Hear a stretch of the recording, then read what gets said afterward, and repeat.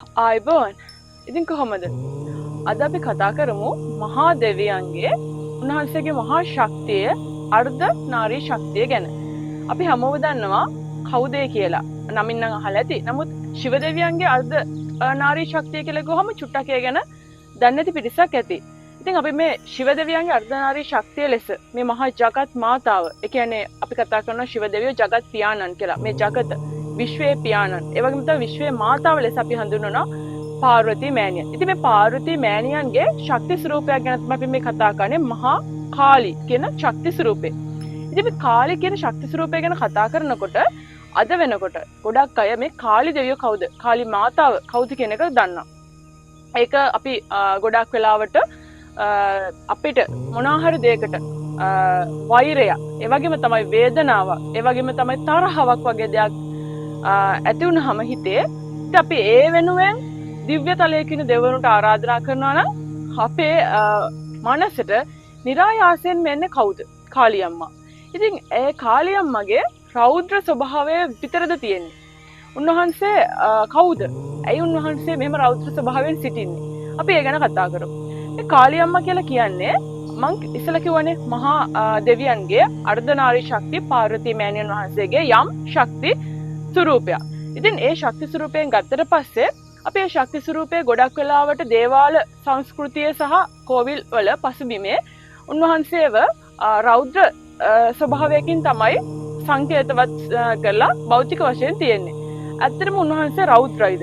ඔව්, උන්වහන්සේගේ පාර්වතී කියන කොටසේ අපි දැකලා තියෙන කාලී මෑණියෝ ගැන විතරයි. නමුත් ඇය ඇත්තටම දිව්‍යාංගනාවක්, දිව්‍ය තලයේ මහා බල සම්පatti ශක්තියෙන් වැඩවසනවා.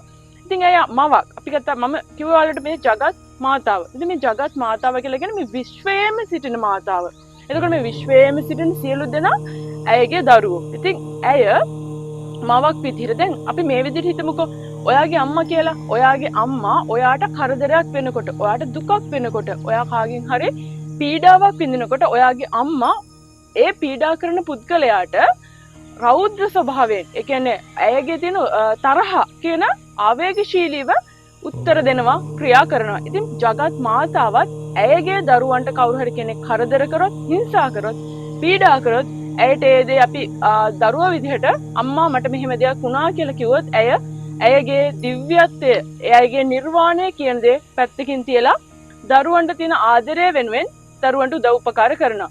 ඉතින් මේ අපි දේවාලවල සහ කෝවිල් වල අපි මේ කාලී අම්මා ඒ දකින්න රෞද්‍ර ස්වභාවයෙන් අර්ථ ගන්නමින් භෞතික විදිහට ඇයව චිත්‍රයට නගමින් සංකේතවත් විදිහට ඇයගේ ශරීරය නිල් පාටින්, ඒ වගේම තමයි ඇයගේ ස්වභාවය බෙලිකටු මාලයක් දාගෙන ලේ ආතේ තියාගෙන කඩුවක් අතින් අරන් ඉතින් මේ වගේ දේවල් ඇයගේ රෞද්‍ර කියන ස්වභාවය ලෝකෙට ජනිත පෙන්වන්න සංකේතවත් විදිහට කරට. නමුත් ඇය ඇත්තටම මවක් විදිහට හරිම කරුණාවන්ත දිව්‍ය තලයේ මහා බල සම්පන්න ශක්තියකින් සියල් දේවතාවුන් වහන්සේලාගේ දිව්‍යමය ශක්තිය විඳින, ඒ වගේම තමයි මහා බල සම්පන්න අයරින් ඇය සුරූපී දිව්‍යාංගනාවක්. ඉතින් අපි මට මේ වීඩියෝ එකේදී කියන්න ඕනේ ඔබ මේ මාතාවට මේ අපි වෙනුවෙන් හඬන, අපි වෙනුවෙන් ඕන වෙලාවක පෙනී සිටින මේ අම්මට ඇයගේ නිවන් මඟට බාධාවක් කරන්න එපා. මොකද අපිට යම්කිසි වෙලාවක අපිට වෙන කරදරයකදී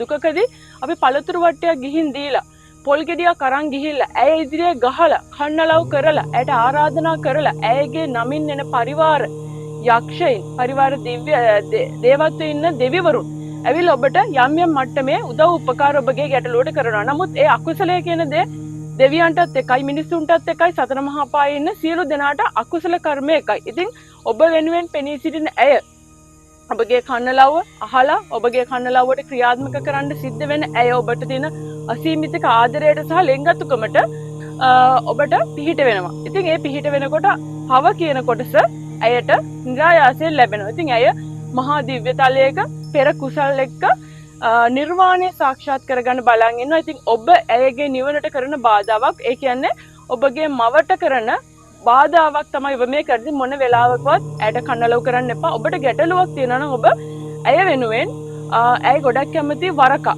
මේ වරකා කියන සුවඳට ඇය ගොඩක් කැමති. ඔබට පුළුවන් හොඳට ඉතුණු වරකා අරගෙන දේවාලයකට ගිහිලා පළතුරු වට්ටියක් හදලා අනෝද වරක මේ වගේ ස්වභාවික පළතුරු පරිසරයේ හැදෙන මේ වගේ සුවඳ දෙන පළතුරු වට්ටියක් හදලා මාතාවට පූජා කරලා මාතාවට කන්න ලව් කරලා කතා කරලා ඇයට ඔබ පින් දෙන්න.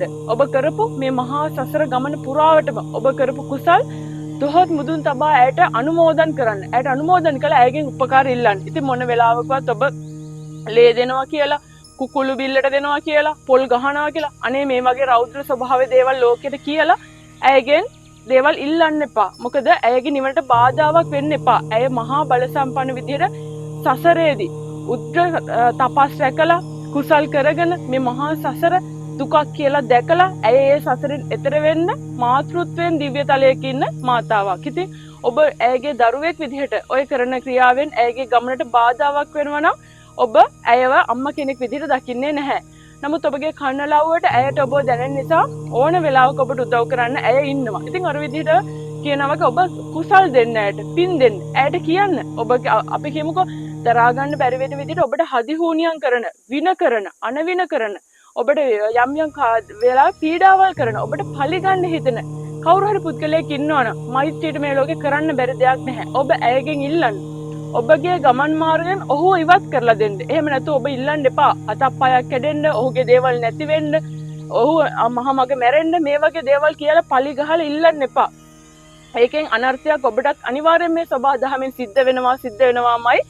ඇයගේත් නිවනට, ඇයගේ පරිවාර සේනාව හරහා ඔබගේ කාර්ය ඉෂ්ට වුණොත් ඇයගේත් නිවනට ඒක බාධාවක් වෙනවා. ඉතින් මේ කුසල් අකුසල් කියන දේ මත තමයි මේ විශ්වයේ ගොඩක් දේවල් තීරණය වෙන්නේ.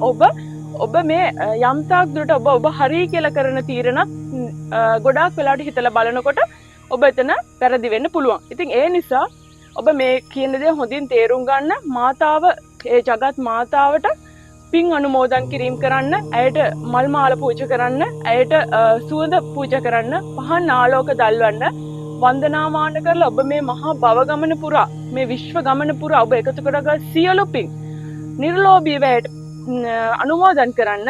ඇයට කියන්න ඔබ මේ පින් අරගෙන අම්මේ ඔබ මේ සසරෙන් එතර වෙන්න. මොකද අපි ලබන ලොකුම ජයග්‍රහණය තමයි මේ භෞතික, මේ ලෞකික ලෝකේ ලෞකික ලෝකේ අතරැලා මේ භව ගමන නිමා කරන එක. ඒක නිර්වාණය සාක්ෂාත් කරගන්න. ඔබට මෑණියන් වෙනුවෙන් දෙන්න පුළුවන් ওই පළතුරු වට්ටියක්වත් ඔබට මෑණියන් වෙනුවෙන් දෙන්න පුළුවන් රුපියල් 1000කට 2000කට හදාගන්න පළතුරු නෙමෙයි. ඔබට මෑණියන් වෙනුවෙන් මිල කරන්න බැරි ඔබ එකතු කරගත් කුසල් අනුමෝදන් කරන්න පුළුවන්. ඉතින් මං හිතනවා මේ වීඩියෝ එකෙන් පස්සෙවත් ආදරණීය ඔබ නැවත කිසි දිනක දෙවුලකට ගිහිල්ලා, කෝවිලකට ගිහිල්ලා මෑණියන් වෙනුවෙන් පොල් ගහලා, යදිර දේවල් කරලා, ලේ දීලා, බිලිතොයිල් දීලා මෑණියන් ආරාධනා කරලා යම් යම් දෙවලවල් වල තියෙන පූජා කුටි වලට ආරාධනා කළා. ඔබ නැවත කිසි දිනක මෑණියන්ගේ නිවනට බාධාවක් වෙයි කියලා මම හිතන්නේ නැහැ. ඉතින් ඔබ මේක අවබෝධයෙන් තේරුම් ගන්න, නිරන්තරයෙන් පින් අනුමෝදන් කරන්න. වෛරයෙන් කිසි දිනක වෛරයක් නොසන්සිදෙන බව බුදුරජාණන් වහන්සේ දේශනා කරා. ඒක තමයි මේ ලෝක සත්‍ය ස්වභාවය. ඔබ කාලිමෑණියන්ට මේ විදිහට කන්නලව් කරලා, විවිධ ඇදහිලි කරලා කාලිමෑණියන් වහන්සේගෙන් පිහිට ලබා ගත්ත කට්ටිය මේ විශ්වයේ ගොඩාක් ඉන්නවා. ඉතින් ඔබට ඒ වගේ අත්දැකීම් තිබෙනවා නම් ඔබට පුළුවන් කාලිමෑණියන් සිහි කරලා උන්වහන්සේට වන්දනා කරන ගමන් මගේ කමෙන්ට්ස් බොක්ස් එකේ ඔබගේ අත්දැකීම් සහ කාලිමෑණියන් ගැන ඔබට දැනෙන දේ කමෙන්ට් එකක් දාන්න. ඉතින් ඒක ඔබට මහා ආශිර්වාදයක් වේවි. ඇයව සිහි කරලා ඇයට පින් පිණිස කාලිමෑණියන්ට ඔබගේ පින් අනුමෝදන් කරන වචන ටික හරි කියලා ඔබට පුළුවන් මගේ කමෙන්ට්ස් බොක්ස් එකේ කමෙන්ට් එකක් දාන්න. ඒ වගේම තමයි විශේෂයෙන්ම කියන්න ඕනේ මේ විදිහට කාලිමෑණියන්ව සිහි කරලා දේවල් කරපු, ඒ වගේම තමයි ඇයගේ පිහිට ආරක්ෂාව ලැබලා යම් මට්ටමක වරම් ලබා ගත්ත. ඒ කියන්නේ සසර ඇයත් එක්ක ගනුදෙනු කරන, සසර ඇයගේ ශක්තිය ආකර්ෂණය කරගත්ත, වරම් ලබා ගත්ත පිරිසක් ඉන්නවා. මේ වෙනකොටත් මගේ WhatsApp අංගය හරහා බොහෝ දෙනෙක්ගේ වරම් පරීක්ෂාවන් සිද්ධ කරගෙන ඊට අවශ්‍ය වෙන දැන් ඔබ සාම්ප්‍රදායික දේවාල ක්‍රමයෙන් ඔබට ගිහිල්ලා ඔබගේ දැනුම සහ ශක්තිය ඔබ තුලින් වර්ධනය කරගෙන යන්න ඕන ගමනක් මම ඔබට කියලා දෙනවා. ඉතින් එය හරි ස්ථිර ගමනක්. ඔබගේ ශක්ති හිරවීම, ඒ වගේම තමයි වරම් හිරවීම සිද්ධ වෙන්නේ නැහැ කොයි වෙලේකවත්. මේ ස්වභාව දහම් විශ්වය සමග ඔබ එකතු වෙලා යන ගමනක්. ඉතින් ඒ වෙනකොට ගොඩාක් අය ධනය කියන දේ ගොඩක් වියදම් කරගෙන දේවාල වලට ගිහිල්ලා දේව ආභරණ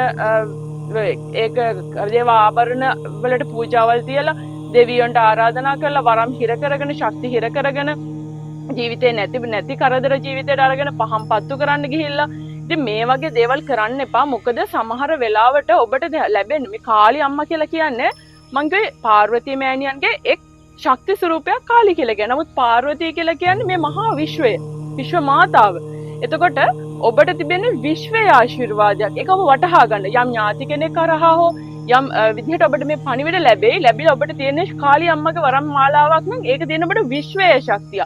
එතකොට විශ්වයේ ශක්තිය ගන්න ඔබගේ තිබෙන සියලුම ඉඩකඩම් දේපල විකුණගෙන වරම් ගන්න ලෝකෙ වටේ යන්න ඕනේ නැහැ. ඔබට පුළුවන් ඔබගේ ආධ්‍යාත්මික ශක්තිය බල කරගන්න ගමන් ප්‍රධාන කාලි මෑණියන්ගේ දෙවලවල් වලට ගිහිල්ලා ඇයට මලක් හරි කමන්න පූජා කරලා. මොකද දෙවියෝ පළතුරු වට්ටිය බලාපොරොත්තු වෙන්නේ නැහැ. මොකද දිව්‍ය තලවල ඔවුන් වහන්සේලා දිව්‍ය සැප සම්පත් විඳින ඔබගේ පළතුරු වට්ටිය ඔවුන්ට අදාළ වෙන්නේ නැහැ. නමුත් අපිට දෙන්න පුළුවන් දේ සුවඳ මේ ඕජා රසය ඔවුන්ට දෙන්න පුළුවන් දේ තමයි අපි මේ පළතුරු වට්ටියකින් ඔවුන්ට පූජා කරන්නේ. මල් වලින් පූජා කරන්නේ. ඉතින් ඔබට පුළුවන් ඔබට පළතුරු කියලා මහා දේවල් නෙමෙයි. ඔබට පුළුවන් මලක් හරි ගිහිල්ලා මෑණියන්ට පූජා කරලා මෑණියන්ගේ ආශිර්වාදය ගන්න මෑණියන්ගේ ශක්ති මූලවල වලට. ඉතින් ප්‍රකාශ කරන්නේ. ඉතින් අදට අපි මේ වීඩියෝ නවත්තනවා.